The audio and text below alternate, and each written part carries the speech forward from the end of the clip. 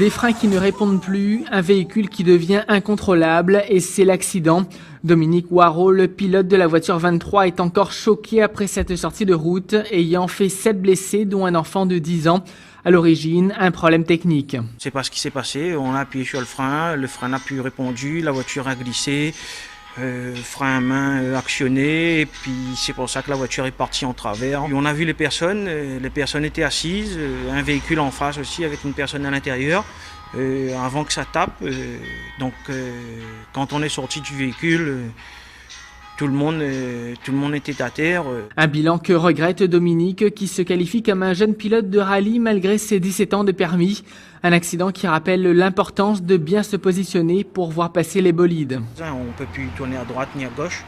Donc voilà, c'est parti tout en face. C'était une zone d'échappatoire. De toute façon, personne à l'extérieur du virage.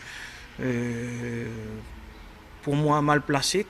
Il est temps que les personnes en face comprennent qu'il y a un problème, le temps de se lever et puis se mettre debout et puis dégager sur la trajectoire du véhicule, c'est déjà trop tard. Plusieurs pilotes relèvent également la présence de gasoil un peu partout sur le parcours de ces spéciales, un élément qui a rendu cette course dangereuse et aurait pu causer d'autres accidents corporels.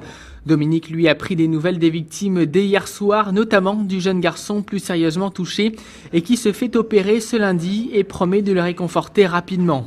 De toute façon, le petit Lucas, je passerai le voir dans les prochains jours, sans tarder même.